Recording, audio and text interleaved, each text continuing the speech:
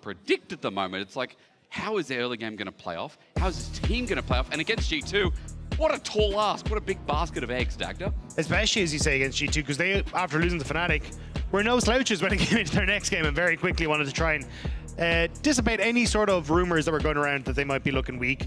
So SK might be feeling the brunt of that here today as well. Already getting a lot of AD carry bans, so curious to see if we get that early rotation of an AD carry here, or if you just want to go towards something like a Xin Zhao or some sort of jungler here. I just love, again, we've seen so many different picks coming through for the change in 14-5. You know, in that bottom side, AD carry still prioritizes for G2. They're just playing with us for the time being, but that Nico priority for someone like Caps, when it's been there consistently, maybe a little bit earlier, Dagda, when you consider what's open and available for a first pick, it seems that G2 put their priority in a different basket. Yeah, I wasn't sure if maybe we get like a Rel or something along those lines where you can try and have that flexibility as to what you want to do. Also with the fact that Irrelevance Jax is open, I wouldn't be fully surprised to see them try and hover, or at least go for that in the early stages. I think you've options here to try and play for, hey, we can play for side lanes, especially when you have an eco in that situation, but also even flex it in towards Isma in the jungle, because with things like, you know, Viego, with the Xin Zhao coming through, Jax can do relatively well in that regard, but looks like they might actually just go for the Xin Zhao themselves here.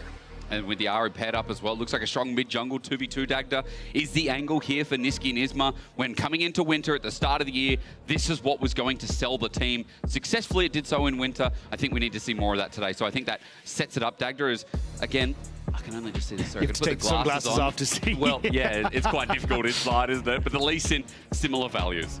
Yeah, I think, again, it's just a very strong mid jungle. The only thing I'd be curious about here, if you end up going for something like a Poppy here for Yike in the early stages of the game, it kind of sets you up very well with the, hey, you guys want to dive in on top of us? Cool, we'll just try and remove that. Also, I think Dosas looks significantly stronger on things that have that engaged potential. So a Nautilus, a Rakan, these kind of things that all have that innate dash that you can try and dissuade here if you go towards it. But okay, gonna go with a blind Draven. Yeah, so already played it a few I mean, you saw times. Jackie pop off today under in the LPL. Maybe gonna see a similar regard here. I mean, we've seen Hans Summer on this a few times as well. I kind of like that again for G2 towards the end of the split. Seeing some of these comfort picks come out is massive, but also more talking about hooks and what accompanies it is always big with the Draven lane as well, right? Things like the Nautilus still available, things that G2 don't want to look at right now because getting Yike on this carry jungler seems to be a high pro. Yeah, this is something that he's going to do relatively well here. You're going to have good setup here in the Nico that can provide the damage, or sorry, the CC chain that you want for Viego to then bring the damage. So very kind of similar roles, I will say, in both regards. With the, curious to see what SK are going to go for in the round out though. Do they immediately just try and take the Jax for Relevant at the top side? No, actually going to go fall back to the Cassante. So kind of surprised to see that. I wasn't sure how much they wanted to try and lean into, hey, we can be a side lane threat team. But at least it goes, look, SK, they already realized XKick and DOS are going to be under a lot of attention from G2 esports in the early stages from this mid jungle. So try and take something that can at least be fine in its own on the top side. It's just interesting though, again, further to that point, Irrelevant has played a lot of these carry bruiser top laners, Jace, Renekton, things that do need priority in lane, things that can build off that bridge out of lane. Irrelevant taking a backseat against Broken Blade, to me, that's extra interesting because BB's champion pool is that and the kitchen sink, anything in between. Is the Mott coming out today? Is it going to be the Broom? I guess we'll find out as they start banning away some of these flex top laners like the Twisted Fate that can hover up into that lane and get a range advantage. I want to see what else SK take off the menu. Yeah, we saw the Gwen as an answer to this a lot of the times from BB. Kind of got manhandled a little bit by Oscarnan in that matchup, but opportunity to go towards that once more here if you want to try and, you know, right some of the wrongs. Still, though, I think you've got a lot of opportunity here as G2 to just play whatever the hell you want, right?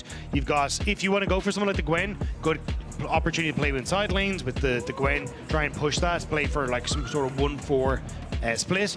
I think you end up taking something like a tanky as well into the bot lane. Honestly, I wouldn't even feel fully surprised to see something like an Alistair into this bot lane to just go, hey, we're going to go heavy on this engage and try and set up here for this Draven to go wild, especially if XKick over the Kog'Maw. I don't think you want to go that. Yeah, I was going to say, I think you take the Xayah here for what you imagine is going to be a very heavy engage team and just say, I will clear waves, I will survive, and that is all I really want to achieve here. Rakan taken away instead. So AD carry is going to be left as the last pick, but it does set up for the potential Xayah Rakan, doesn't it? I mean, for the Draven lane, though, let's see what kind of engage they can set up for Mickey X. So far, this guy has played a different support every single day. I'm talking about 6 unique picks, just like BB has done the same. Let's see if it makes a 7th for these individual stars. Because again, we're questioning a lot about that top side. We just need to see how the draft rounds out. Yes, it is. Okay, Dagda, you've got your book. You've got your notes somewhere. We've studied. We planned for this moment. It's like we didn't want to say it, but we knew this could be on the agenda today. Yeah, BB has been spamming this Rek'Sai top in solo queue. Very, very good when it comes to early pressure, because a lot of what you do is go for early trades, you take the W, you go back under the ground, you heal it up, you've got second win, you got your Doran shield. Makes it very difficult to try and push you out of the way. This would be sick. Oh, Mickey, please. Oh, okay. Okay. So it's going to be the Annie support. I was really hoping that was going to be Camille support for a second. Or it's Nico support. Remember that. It'll be Nico support as well, actually, in LEC. A quick side note, if anyone didn't get the memo from Dagda, that is a top Rek'Sai, the first Rek'Sai top in LEC. The last one was in Major Region Summer of LPL 2015. Wow. Holy moly. We're going to find the details of that. That sounds like a Zatai thing. Zatai, yeah. Oh, wow. Yeah. You are old.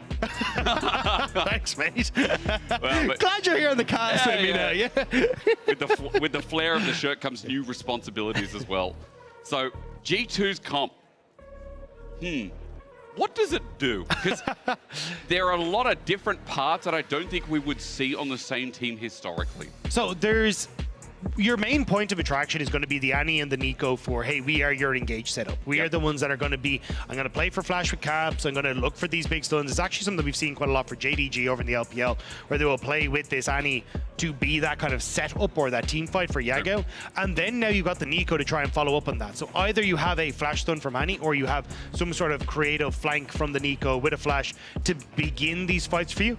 And now that Rek'Sai has been changed, she doesn't just have single target knockup. She now has an AoE knockup, right? So if you're hitting multiple people with the Nico ult, multiple people with Annie ult, you've got a lot of follow-up that can come through very, very quickly, which enables Hans Sama really well here. So I think this is where G2 definitely playing for these mass AoE wombo combo style team fights. And it's going to be looking to see if SK to try and move away from that. Like, can Niski outrange them? Can Exakick be quick on the ult finger so then he doesn't end up falling apart? And I think if you can try and keep these fights spread out and, you know, avoid a lot of that initial play from G2, SK can then find a way to re-engage post that initial burst. Okay, so get it all out of the way, then chill out and play the fight as you will. Good advice from Dagda as SK look to move past the breaking point. They're at 3-3 right now, and yes, it is not all doom and gloom.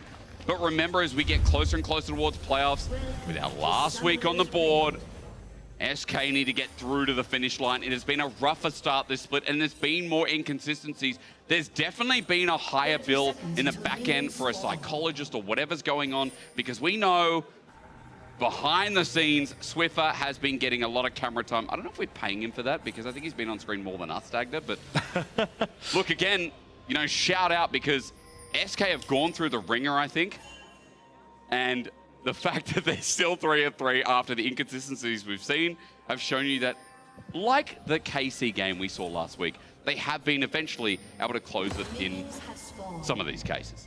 You know what I'm saying? Yeah, I think it's just after the Carmine Corp one, I don't really have faith in SK's mid game. Like, the amount of throws, the amount of missed setups, how long it took them to really close out that game kind of spoke volumes as to where the team is at when they get to that mid-game point. And against a team like G2, especially with a team comp like this that's so good at punishing if you misstep, SK need to be clean. And I think a lot of that is going to start with Isma and Niski. I mean, you have a very strong mid-jungle combo that you want to try and look to play around and set up so then you can move that into the bottom side. Keep Hansama and Mickey honest, but if you don't, you're going to be in a bad spot. But here, we're going to see the Rek'Sai versus the K'Sante. Again, look, this is all you want to do as Broken Blade, is just continuously look for trades with the Grasping and Dying. Look to build up that rage. You can Fury, you can even build it up off of the creeps as well. Yeah. And then just pop back underground and you get a ton of healing every time you burrow yourself. So you're just able to out-trade and outlast your lane opponent, and that's how you get control there. And if anyone missed the patch notes, the awesome thing about Rek'Sai now is like the attack wind-up and the ability to come out of unburrow and get an auto. It doesn't feel as janky as there's pretty heavy trades towards mid. We'll keep an eye on that. But the Rek'Sai top, now the ability to unburrow, get those autos out, as you were saying, weave and duck and dive, dodge, dip, dive and dodge again, is a lot better now. So I'm kind of interested to watch myself as a Rek'Sai aficionado. I'm sorry that Ender's not here to help us through this. He'd probably recommend an Infinity Edge, but a quick note on that as well is that, you know, Irrelevant's been playing at top as well. BB we said in solo queue. Whippo over in NA doing the same as Flash for Flash. Ignore the Rek'Sai because mid is just dead. and it's dead over to Caps. First blood to G2, and that was harsh. And this is why we've seen Annie come out as a lot of answers to the Ahri in these sorts of games. The point-and-click CC from the Annie is so good at locking up the Ahri, and the follow-up from Yike there nets him the first blood for Caps. And again, you get to do this at level 6, you only get to follow up even more, so immediately getting that early one, but Caps now a little bit low. Good charm dodge. It's pre-6-0 for Nisqy, and with the flash burn, teleport to come back to lane. If Yike comes back again, if Caps is able to set up this wave, there is a possibility that they can catch Nisqy unaware one more time before he gets a Spirit Rush. But a good opener here for G2 in the early game. Because again, you know, this team early blood is Mickey X just going to turn into a minion and try and sneak in here, but there's no way this works. that minion's a little bit far from home, don't you think? As X-Kick is running back. Tangle Barb's not going to come until the Rakan jumps on him, but DOS has Azaya alongside him in X-Kick, so he's got the extra range. Mini can just dive out himself. Yeah, so I think a lot of this, again, is going to be, hey, look, G2, you get control over boss. Yep. Nature of the matchup. X-Kick needs to be a little bit careful, but he just wants to make sure that they're not getting frozen on here.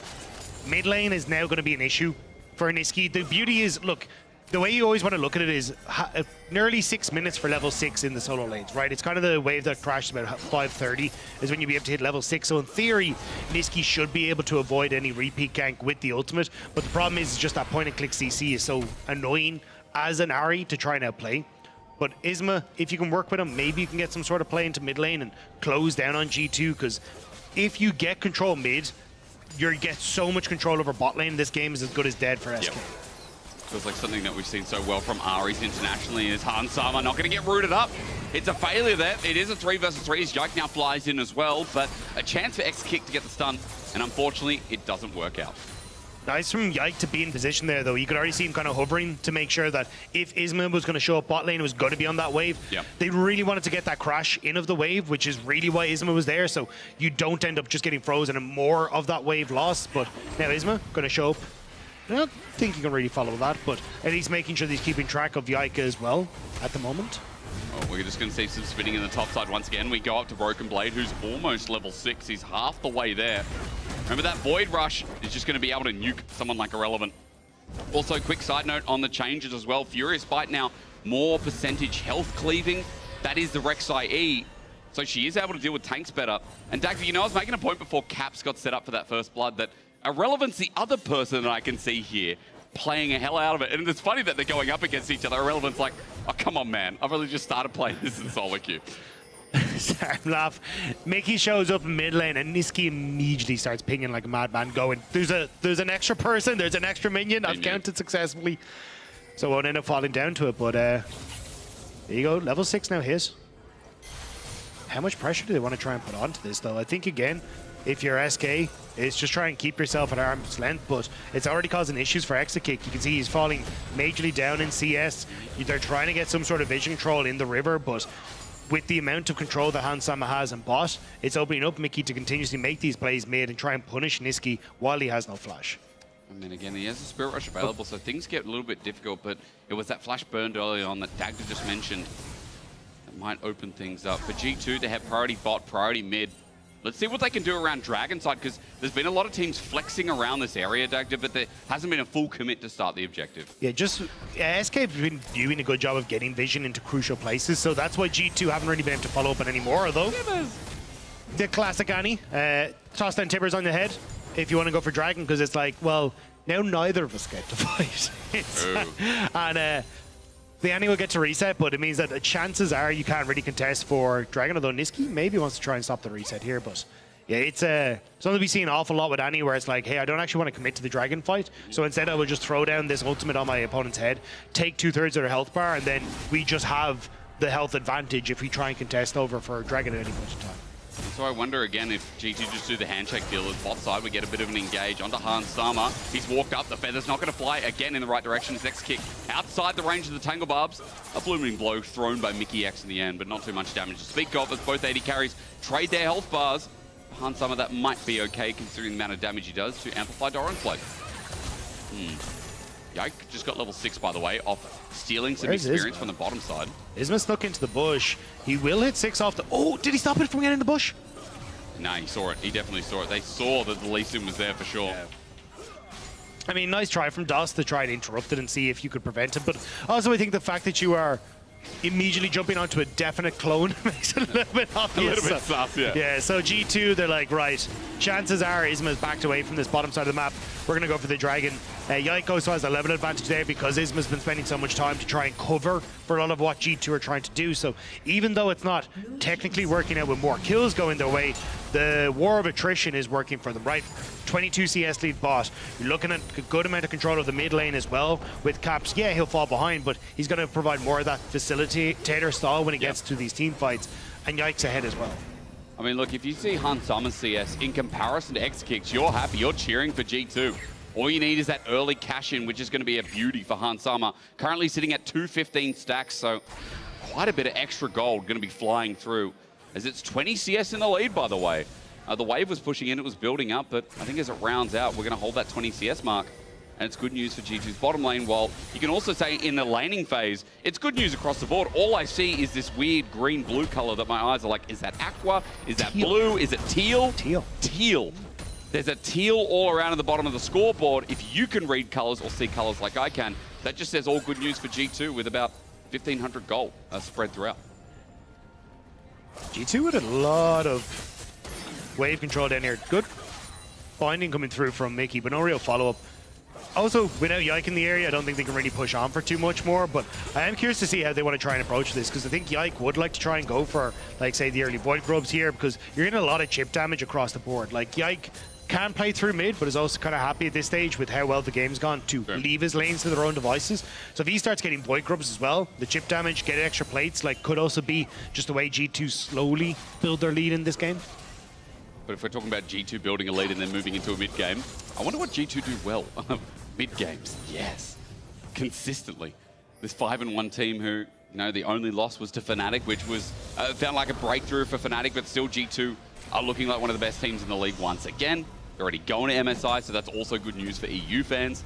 The reason I'm talking about this is because going up against SK, there's always going to be an uphill battle for SK, regardless of where the game's at. I'm talking historically coming into this game.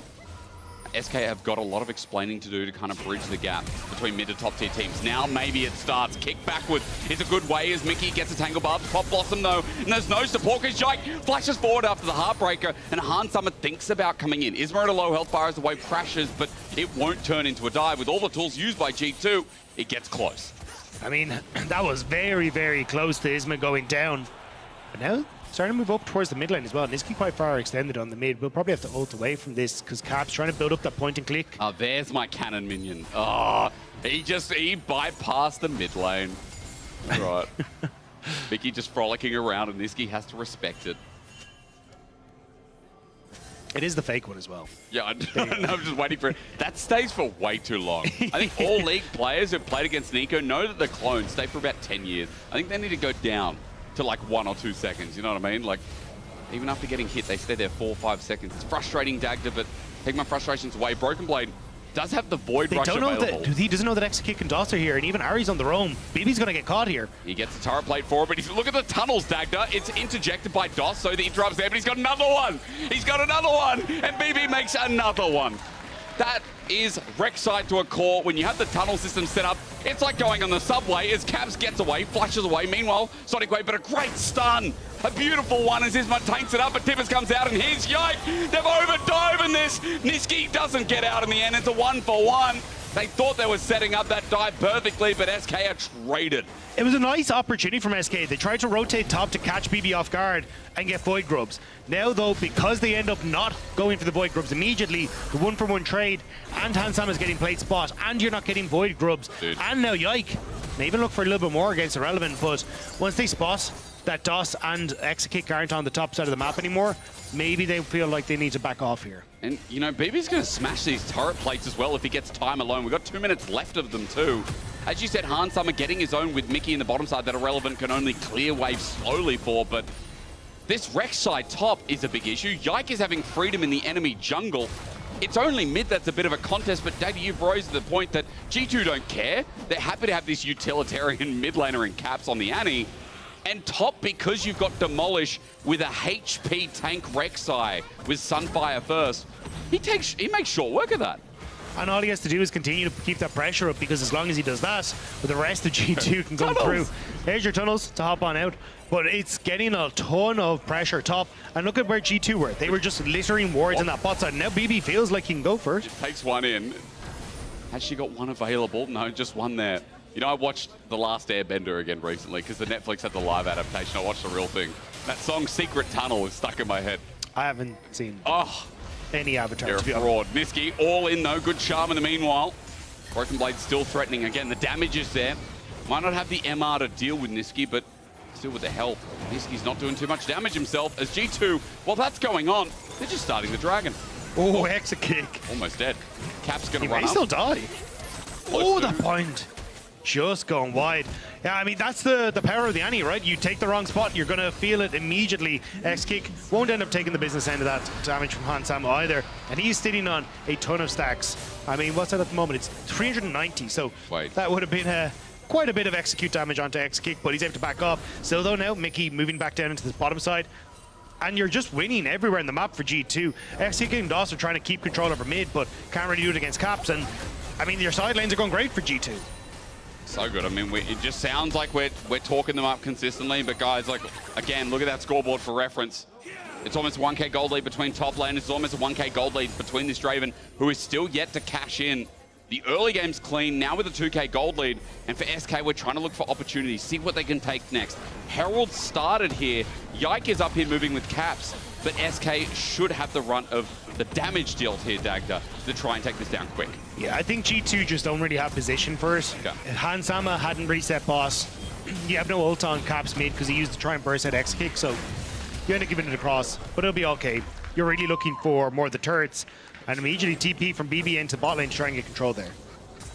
Maybe open something up. Now, plates have gone down, so that's a bonus here for SK, who are losing quite a bit, but that means the turrets get a little bit squishier for something like this. Rek'Sai, who almost opened up topside.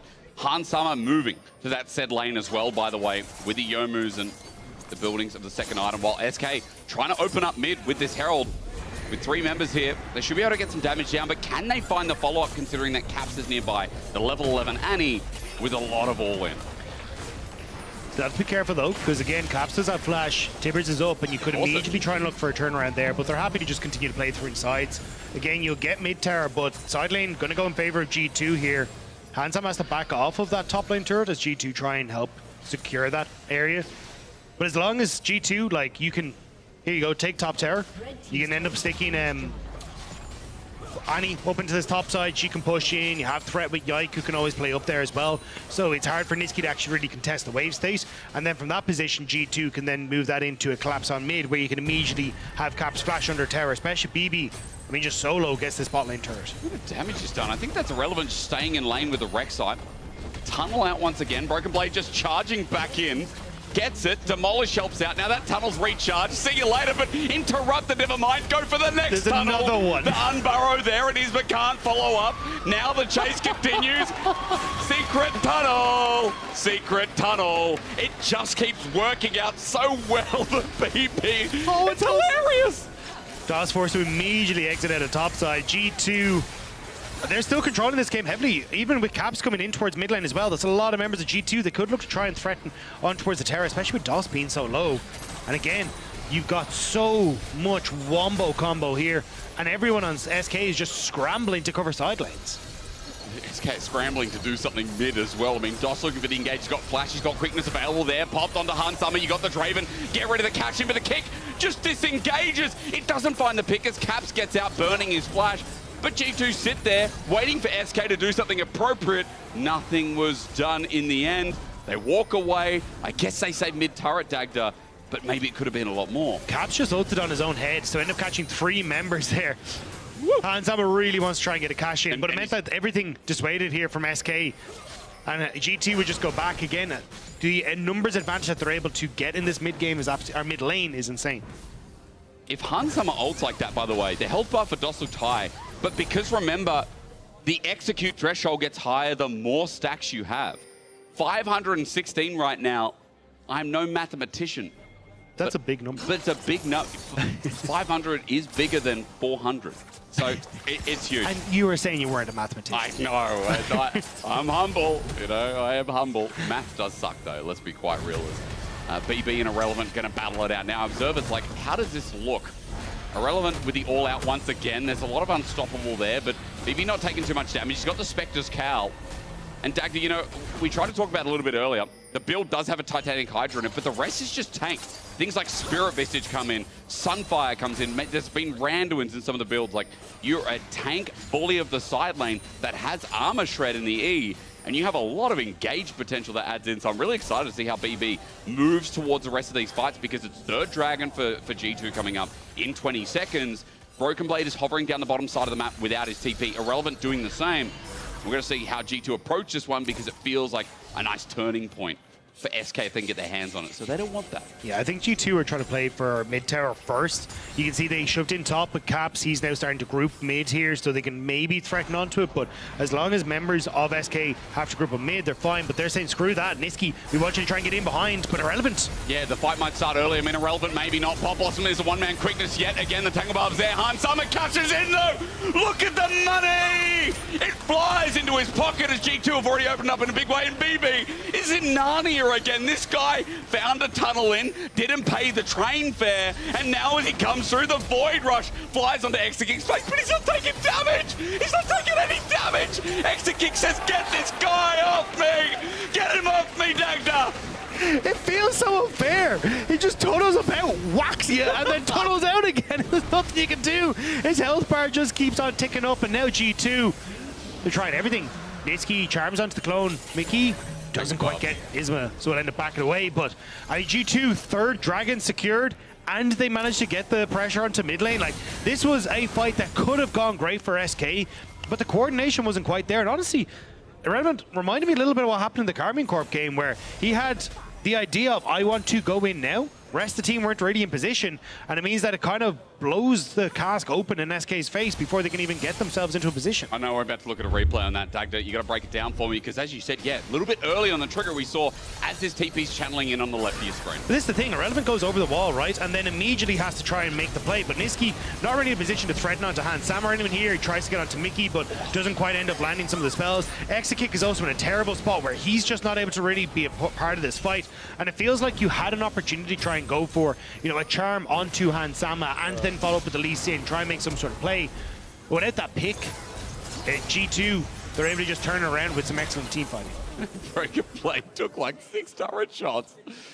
Yeah. Oh. I didn't quite catch at the start. Maybe Irrelevant got auto-attacked over with the Blast Cone. I wasn't sure if it was his own decision, but yeah, either way, it just feels a little bit unfortunate for the way SK wanted to play that fight. Yeah, I mean, look, it feels unfortunate for the game state, because Han Summer cashed in. I think I saw on my screen, it was like 1,200 gold from the cat. It was something disgusting. It's got to be illegal, because Han Summer's now on 3 items, a 3.5k gold lead. I mean, he was at like 600 stacks, right? And you get 2.5 stacks, or 2.5 times your stacks in gold. So it's so it was like 700 before yeah. the fight, maybe, or close to. So let's quickly do some math. It's hard on air. So maybe yeah, it was more than 1,200. It was like 1,500, 16, He made 17. 6 million gold off that play. Wow. Yeah. That's Sword Art's wage. That's crazy, man. I mean, with that, you got to be good, right? And for Han Sama, 10k, now he's got to show us how good he can be. And that brings back memories, Dagda, but maybe non-pleasant after the Suning days. Still, I mentioned the 3 items before. He's obviously gapping Exakic here. And for SK, we have to talk about their options in this game, because it doesn't feel like they've had many. Through laning phase to now, they've tried to force a lot of the issues of picks through people like Niski, Isma, but they keep trying to find it on Broken Blade. Trying to find it in Caps now. And now maybe this is a better target, right? Flash is available. It's not Yike, though. Oh, Yike being here. Maybe that's not pleasant. Charms went to where? Niski is at half HP. He's got Flash, Spirit Rush. Ooh! I love the Isma just in the bush, lightly taps his back key. Oh, it doesn't actually. He wants to cancel it. Maybe don't. I don't know. This is the play. Friend. Any friend. No, I wouldn't. Oh? Okay, DOS with here, though. And DOS gets out. Look, it's just not going that great anymore for SK. It wasn't initially, but it's going from bad to worse very quick, Dagda. Isma is still here. Okay, Isma, show us what you got. Give me the spy music. This is like the James Bond. You know, you watch the Mission Impossible. You watch X Factor, and there's just been a really good singer on, and then they show the person afterwards, and you're like, I wonder what this person's going to be like. Isma's now going to show if it follows the script. I guess as the back comes, no, it doesn't. That shirt finally makes sense. You want to be Simon Cowell. Yes! Here I am. X kick with the ulti out. Tibbers out. Does it pay off? I'm still waiting for the question. The root doesn't. Sonic Wave doesn't. Isma, yeah, you have to at this point. Get stunned up. Quickness. Pop Blossom fell though. Isma waited 2.5 minutes to die. Oh man, as Rek'Sai flies in, Broken Blade is kicked away but takes no damage. The Void Rat flies through and the rush is there on top of it. BB is unstoppable, unkillable. And I think at this point, G2 are undeniable, aren't they? One of the best teams in the LEC, if not absolutely. SK have had no options this game. I mean, it went from Mission Impossible to Benny Hill music very, very quickly on that topside play. G2, they know there's no jungler. They know there's no contest from SK, and they're just going to take the Baron. It went from Mission Impossible to Scientology. To Johnny English. Yeah. We got Rowan Atkinson in the building. Man, again, for SK, as they run away from the Baron, that they never were really in for the first time, as DOS is just trying to get to safety. G2 pick it up. 9k gold lead. And it feels like that's all she wrote as we look at this fight again. Isma is out of the bush. Yeah, Isma, I mean, look, he tries to go on to Caps, but Caps has managed to get all of his CC back up. And then as well, the fact that Mickey's on the way, the ult's coming through, the TP as well, immediately from BB. They realize, look, if we can actually take this fight on the top end of the map, we're going to be able to turn over towards Baron. We could potentially crack up the base with the wave state that we have as well. So G2 are more than willing to try and take that fight, and it's just a massive overextension from SK. But look, I can half understand it as well. It's like G2 are already way too far ahead. They have a composition that's incredible at team fighting. Like, how else do you try and get back into the game apart from picks? But yeah, it's just a little unfortunate. And you can see Isma, like, the look on his face tells it all, doesn't it? Like, SK's option here in this game hasn't been the greatest, as now once G2 thrive in this Dragon side of the map, it's SK who are running for their lives once again, but they need something here. Onto BB, the all-out is going to come through irrelevant, maybe hoping for a better target in the end as G2 now channeling through the choke. Sonic Wave there, and you look at the backline, G2 a bit separated. That was Mickey in La La Land.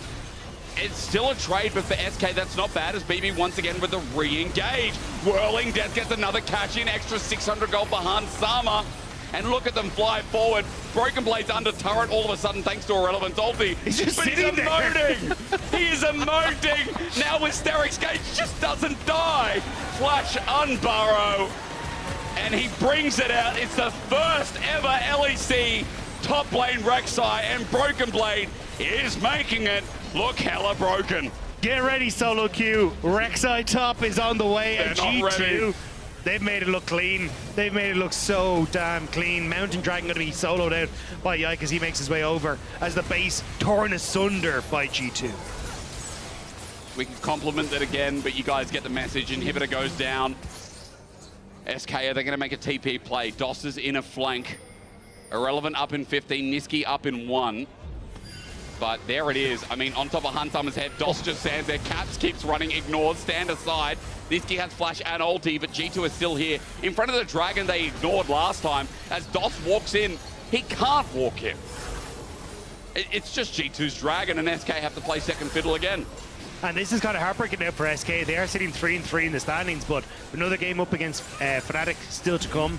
And then against Rogue as well, but here we go. Broken Blade, level 16 Rek'Sai, still again unkillable. What's the word? Watch him kick away, disengage. SK breathing life into the fight as Irrelevant TP's in, but Broken Blade uses the Queen's Wrath into the backside. And because Steric's Gage is back up, still is not dying.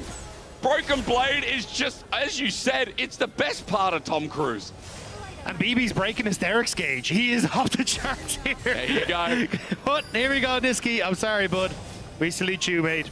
But there's no escaping this one. The flash and about to be 2 shots. Stand aside, perfect. Another catch in. I mean, Hansama next back. If there is a next back, it's just going to be full items. And then G2 with the wave they prepped earlier, just going to start to move underneath the tower as well. They have to pick this one up. DOS spots out Mickey on the side, but can't really get into a position where he's able to follow up. Isma could maybe look for some sort of hero kick, which you've even got the CC chain on Caps there, or at least the CC available on Caps. You'd just be able to sort him out. So it's SK. Here he comes. They're going to take it slow. That's Broken Blade flying in. Run away. She means business. 3 items and a double knock-up. How good does it feel? Broken Blade again tagging as Irrelevant gets stunned up and stuck in the middle, and even with a nice pushback, won't get to go unstoppable again. Hard Summer cleans that up as 5 members of G2 run into the base at 27, almost 28 minutes. And this Queen, with all her fury, sets up the engage, jumps on in, another good armbar, but the damage continues being meaningless. Broken Blade runs on in, and this time the Void Rush will be punished, but it's under the fountain. As G2 are playing with their food, they really have all game long. Broken Blade's already out. He doesn't care. He's off his computer before the Nexus falls. He's given the ref a piece of what SK just got. He already knew it was over. I mean, so clean from G2. The Rek'Sai looking good. The early gank into mid lane, getting full control. How do SK try and play against it? And the one moment where SK tried to go for something, they had that TP from Niski, it just kind of fell apart. They couldn't sync up properly. And now you have to ask, who is your player of the game? Well, you can vote for your key player of the game at LEC on X. Broken Blade, Caps, or Han Summer. I give you my bias normally, but today I'm going to leave it up to you at home. For G2, a beautiful transition from early to mid. That ends it. But ladies and gentlemen, after our break, we're going to talk to the one and only Rek'Sai OG, Broken Blade.